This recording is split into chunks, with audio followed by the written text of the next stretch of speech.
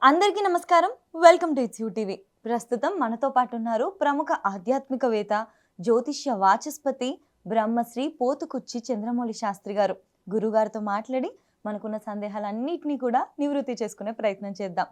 అంతకంటే ముందు ఇటువంటి ఆధ్యాత్మికపరమైన వీడియోస్ కోసం ఇప్పుడే మన ఛానల్ని సబ్స్క్రైబ్ చేసుకోండి. నమస్కారం గురుగారు. ఓం గం గణపతయే నమః. గురుగారు, మరి తులారాశి వారికి ఏ విధంగా ఉంటుందంటే శని వక్రించడం వల్ల వీళ్ళకి కష్టాలు వస్తాయా లేదా మంచి ఫలితాలే వస్తాయా? చాలా వరకు తులారాశి వారికి ఈయన శని భగవంతుడు రేపు జూలై 27న వక్రిస్తున్నాడు. డిసెంబర్ 11 వరకు వక్రించే ఉంటాడు ఆయన. అంటే రేవతి నక్షత్రం నుంచి ఉత్తరాభాద్ర నక్షత్రం వెనక్కి జరుగుతూ ఉంటాడు. వెనక్కి జరుగుతున్నప్పుడు ఏంటంటే వీరికి వక్రిస్తడం వలన వీరికి యోగాన్ని ఇచ్చేటటువంటి వాడు. తులారాశి వారికి చతుర్థము, 4వ స్థానం, సౌఖ్యస్థానం, వాహన స్థానము, మాతృస్థానము, అంటే తల్లిపరమైనటువంటి ఆనందము, తల్లితో చక్కగా సంభాషించడము. అంటే కొంతమంది దూరం అయిపోయి ఉంటారు కదా, విరోధత్వాలు లేకపోతే ఆస్తులకి సంబంధించిన విషయాలలో వాళ్ళతో గొడవలు పడి తల్లి కొడుకులో తల్లి కూతురులో విడిపోయిన వాళ్ళు ఏంటంటే కొంచెం ఇప్పుడు కలిసి ఆహ్లాదంగా ఒక ఫంక్షన్ ఏర్పాటు చేసుకొని మనసులో ఉన్న భావాలన్నీ మనం తీసేసుకోవాలి, హ్యాపీగా ఉండాలి. ఎందుకంటే అమ్మ, ఒక తల్లితో కూతురు కావచ్చు, కొడుకు కావచ్చు, తల్లితో అనుబంధాన్ని సాక్షాత్తు పార్వతీదేవితో అనుబంధంగా భావించాలి. తల్లి లేకపోతే ఈ శరీరం ఎక్కడిది, నేను చేసే పని ఎలా చేయగలుగుతాను, నేను ఎలా తినగలుగుతాను, నేను ఎలా చూడగలుగుతాను, ఎప్పుడైతే ఇలా ఆలోచిస్తారో వారికి తల్లి మాతృమూర్తి అంటే పార్వతీదేవిలా కనిపించాలి. అలా ఉన్నవాడికి ఏ శని భావించాలి. అసలు శని దోషం ఉన్నటువంటి వాళ్ళు తల్లిని ఆరాధిస్తే ఏమవుతుందంటే శని అనేవాడు పక్కకి జరుగుతాడు. అరే నీ గ్రీన్ సిగ్నల్ పో, నీ ఇష్టం పో. ఎందుకంటే తల్లి అంటే అమితంగా ప్రేమించే వాళ్ళల్లో మహానుభావుడు శని. ఎందుకంటే ఆయనకి ఎన్నో అవమానాలు, ఎన్నో ఇబ్బందులు పడ్డాడు కాబట్టి ఆయనకి తల్లిని ఎవరైతే ఆరాధిస్తారో శని వాళ్ళని పట్టుకోడు అని చెప్పి శాస్త్రం చెబుతాను. అందుకని నేను చాలామందికి చెబుతాను, ఏలినాడు శనిలో అష్టమ శనిలో జరుగుతున్న వాళ్ళు వారి కనుక తల్లికి దగ్గరగా ఉంటే లేవంగానే ఏ దేవుడికి లేదా చేతులు నమస్కారాలు కాదు, ఎంతసేపు మన కోసమే కాదు, తల్లి పాదాలకి మీ శిరస్సు ఉంచి ఆవిడ పాదాలు పట్టుకొని ఎవడైతే శిరస్సును ఆవిడ పాదాలకి టచ్ చేస్తాడో ఇక్కడే దోషాలన్నీ ఇక్కడే ఉంటాయి. మూర్ధ్ని స్నానము అంటాం మనం. ఇది తగలాలి, ఇవి కాదు. కొంతమంది ముద్దులు పెడతారు, అలా ఏం చేయకూడదు. తల్లికి నమస్కారం చేయటం తప్ప ముద్దులు పెట్టడాలు, వాటేసుకోవటాలు అలా చేయకూడదమ్మా ఎవరు కూడా. తల్లి ఎప్పుడు తల్లే. కాబట్టి ఇలా చిన్న చిన్న ప్రక్రియలు చేస్తే, ముఖ్యంగా తులారాశి వారికి ఎందుకు చెబుతున్నానంటే చతుర్థాధిపతి శని కాబట్టి తల్లిని ఎక్కువగా ప్రేమించండి, ఆరాధించండి. తల్లికి ఏం కావాలో ఆవిడ కోరికలు తీర్చండి. దాని ద్వారా ఏంటంటే ఉద్యోగం, ఇప్పుడు శని ఎక్కడున్నాడు, 6వ స్థానంలో ఉన్నాడు తులారాశి వారికి. అంటే ఉద్యోగ అవకాశాలు రావటము, ఉద్యోగాల యందు వీరికి కాస్త కీర్తి ప్రతిష్టలు కలగటము ఇలాంటివి జరుగుతున్నాయి. కానీ ఈయన వక్రించినప్పుడు ఏమవుతుందంటే ఆ భావాలు కొంచెం నెగిటివ్గా ఆపాలి. అంటే నెగిటివ్గా ఏర్పడడానికి అవకాశాలు ఉన్నాయి. 6వ భావం నుంచి ఆయన వెనక్కి వస్తూ ఉంటే ఏమవుతుందంటే ఉద్యోగాదుల్లో ఎన్నో తీవ్రమైనటువంటి సమస్యలు ఎదురవుతూ ఉంటాయి.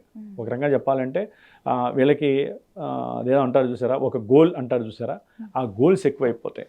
దానివల్ల ఏంటి, వీళ్ళ ఆనందాలలో కొంచెం స్టామినా తగ్గుతుంది. ఇప్పటివరకు ఆనందంగా పనిచేస్తూ ఎంతో స్టామినాగా చేసే వాళ్ళకి ఏంటంటే దీని మీద ఏకాగ్రత పెరుగుతుంది. ఉద్యోగంలో ఉండాలి, నిలబడాలంటే ఏం చేయాలి, ఎక్కువగా ఏకాగ్రత పెంచుకోవాలి.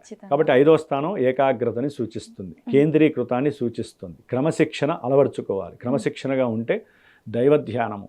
ఎవరైతే కనుక ఈ తులారాశి వారు శని భగవంతుడు వీరికి చాలా యోగాన్ని ఇస్తాడు కాబట్టి ఇప్పుడు వక్రించినప్పుడు వీళ్ళకి ఎంత ఏకాగ్రతగా దైవాన్ని ఆరాధిస్తే అంత చక్కగా రిఫ్లెక్షన్స్ వస్తే ఉద్యోగంలో స్థిరం ఉంటుంది. లేకపోతే ఉద్యోగంలో కాస్త బయటపడే అవకాశాలు ఉంటాయి.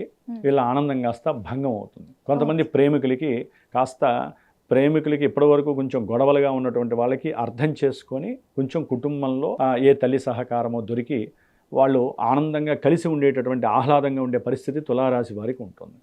ఈ విషయంలో కూడా కొంతమంది జాగ్రత్తగా ఉండాలమ్మా. అంటే వాళ్ళు ప్రేమ అనుకుంటారు కదా, పెళ్ళి కాకముందు ప్రేమ కాదు, పెళ్ళి అయిన తర్వాత ప్రేమ లభిస్తుంది.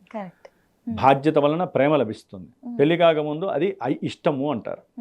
ఇష్టాలు అయిష్టాలుగా మారటం, దుర్వ్యసనాలకు బాలవటం, లేకపోతే ఆలోచిస్తూ వెళ్ళి ప్రమాదాలు చేసుకోవటము, లేకపోతే ఆ రిగ్రెషన్ వలన వాళ్ళు జీవితంలో ఎదగలేకపోవడం ఎంతోమంది ఉన్నారు చూసారా. ఇప్పుడు తులారాశి వారు అలాంటివి కూడా కలగటానికి అవకాశం ఉంటుంది. జాగ్రత్త.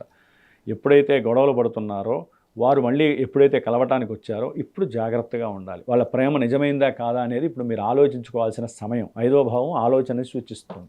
6వ స్థానం క్రూరత్వాన్ని, గొడవల్ని సూచిస్తుంది. అంటే ఒక స్థానము మంచిని సూచిస్తుంది, చెడుని సూచిస్తుంది. కాబట్టి శత్రు రోగ రుణ వృద్ధి ఇప్పుడు ఉన్నటువంటి వాళ్ళకి అవన్నీ తగ్గుతాయి. శత్రువులు మిత్రువుల్లా అవటానికి అవకాశం శని భగవంతుడు ఇస్తున్నాడు. అది వ్యాపారమా, ఉద్యోగమా, కుటుంబ పరంగానా, తల్లి పరంగానా, లేకపోతే సంతాన పరంగాన. సంతానంతో గొడవలైన వాళ్ళు ఉన్నారుగా, వాళ్ళు కూడా కొంచెం కలుస్తారు.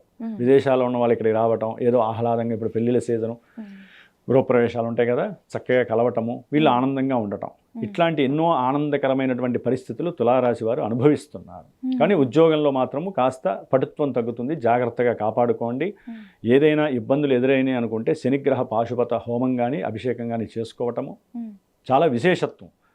లేదా వెంకటేశ్వర స్వామికి సంబంధించిన సుప్రభాతాన్ని రోజు ప్రశాంతంగా లేవంగానే వినాలి. వినడం ద్వారా వీళ్ళకి ఏకాగ్రత పెరిగి ఉద్యోగాన్ని ఎలా నిలబెట్టుకోవాలో తెలుస్తుంది. వ్యాపార భాగస్వాముల మధ్య మళ్ళీ అన్యోన్యత కలుగుతుంది. ఇప్పటివరకు కొంతమంది కోర్టు కేసులని ఉంటారు కదమ్మా, వ్యాపారంలో కావచ్చు, లేకపోతే ఇద్దరు దంపతుల మధ్య కోర్టుకి సమస్యలు ఎవరైతే ఇబ్బంది పడుతున్నారో శని వలన వాళ్ళకి ఊరట లభిస్తుంది. భార్యాభర్తలు ఏంటంటే ఆలోచించుకొని ఇంకా మనకి గొడవలు ఎందుకులే అని అక్టోబర్ 9 లోపల వీళ్ళు ఫోన్ల ద్వారా సంభాషించుకొని, కొంతమంది దూరం అయిపోయిన వాళ్ళు చక్కగా కలుసుకొని సంతానాన్ని కనాలి, మన జీవితాన్ని మళ్ళీ మనం పునః ప్రారంభం చేయాలి అనే ఒక ఆలోచన స్థాయి పెరుగుతుంది తులారాశి వారికి. గురుగారు, వీళ్ళకి ఆరోగ్యపరంగా ఎలా ఉంటుంది? మన ఆరోగ్య సమస్యలు వచ్చే అవకాశాలు ఉన్నాయి? లేదమ్మా, అదే చెప్పా కదా, ఇప్పటివరకు అనుభవిస్తున్న వాళ్ళకి తగ్గుతాయి. అంతా కూడా దీర్ఘకాలిక ఇందా ఏం చెప్పే శత్రు రోగ రుణ నివృత్తి జరగడానికి చిన్న అవకాశము. ఎందుకంటే ఈయన యోగాన్ని ఇస్తున్నాడు కాబట్టి యోగాన్ని పెంచుతాడు. సరే, మీరు అడిగిన దానికి జన్మజాతకంలో అష్టమ భావాలు, లగ్నాధిపతి అష్టమంలో ఉన్నా, లేకపోతే ఆయన శని ఉన్నాడు అనుకోండి, అక్కడ వేరే రకంగా ఉంటాయమ్మ. అంటే వాళ్ళకైనా కొంత ఊరటనిస్తుంది. ఇదే రాశి, ఇదే నక్షత్రం, చిత్తా నక్షత్రము, స్వాతి నక్షత్రము, విశాఖ నక్షత్రం అయ్యి తులారాశి అయితే కనుక మానసికంగా కొంచెం ఊరట, అరే పలానా చోట పలానా ఔషధం లభిస్తుంది, లేకపోతే వాళ్ళు మంది ఇచ్చిన తర్వాత ఇట్లా, లేకపోతే నేను పూజలు చేసుకున్నాక ఇట్లా ఉన్నాను, లేకపోతే పలానా గురువు గారు ఇట్లా చిన్న తాయితీ ఇచ్చారు, లేకపోతే ఇంత ఇది ఇచ్చారు, ఇట్లా వాళ్ళంతటా వాళ్ళే దాన్ని ఏం చేస్తారంటే ప్రమోట్ చేసుకుంటారు. దానివల్ల లోపల ఉన్న రోగం తగ్గుముఖం పడుతుంది. కాబట్టి ఏదైనా మీరు అడిగినట్టుగా రోగాలు తగ్గుతాయా పెరుగుతాయంటే అది జన్మజాతకంలో ఎక్కువగా సూచిస్తుందమ్మా. ఇప్పుడు మానసికంగా వీళ్ళు కాస్త రిలాక్స్ అవుతారు, కానీ శరీరం అనేది జాతకం బట్టి ఆధారపడి ఉంటుంది. శరీరం ఇక్కడ రాదు, మనసు మాత్రమే ప్రభావితం. కానీ శరీరాన్ని నిలబెట్టేది మనసే, గుర్తుపెట్టుకోవాలి. నాకేమీ రోగం లేదు, నాకు ఉన్నటువంటి రోగాలన్నీ తగ్గిపోతున్నాయి అని ఎవరైతే అనుకుంటారో అసలు రోగం పక్కకి వెళ్ళిపోతుంది. ఒకవేళ మీరు అడిగినట్టుగానే సరే జాతకమో రాసే తర్వాత బాలేదు అనుకుంటే ధన్వంతరి మంత్ర జపం ఉంటుంది. ధన్వంతరి జపము, ఆ జపాన్ని రోజు ఒక 21 సార్లు 54 చదువుకొని ఇన్ని రోజులను పెట్టుకొని అలాంటి గురువుల్ని సంప్రదిస్తే చక్కగా హోమం, వాళ్ళకి లేకపోతే అక్కడ ఉన్నారనుకోండి అక్కడ హోమం చేసుకోండి. ధన్వంతరి ఎవరంటే సాక్షాత్తు ఆరోగ్యానికి ప్రదాయకుడు విష్ణుమూర్తి. కాబట్టి ఈ విధంగా చేసుకుంటూ వీరికి యోగ ప్రదాన్ని ఇస్తున్నాడు. కాబట్టి తులారాశి వారు సాధ్యమైనంత వరకు విష్ణుమూర్తిని, వారి యొక్క అంశాన్ని ఎక్కువగా ఆరాధించుకోవడం విశేషత్వం అమ్మ. ఖచ్చితంగా గురుగారు, అంటే మీరు చెప్పిన హోమం చేసుకోవడము, లేకపోతే ఇంట్లోనే ఆ మంత్రం వినడము, చదవడము, ఇటువంటివి చేసుకుంటూ, ఇంకా ముఖ్యంగా మరీ ఇబ్బంది అవుతుందంటే జాతకం చూపించుకొని దానికి తగ్గ పరిహారాలు చేసుకోవాలి. అవునమ్మా, ఖచ్చితంగా గురుగారు. ధన్యవాదాలు గురుగారు. ఓం నమః శివాయ.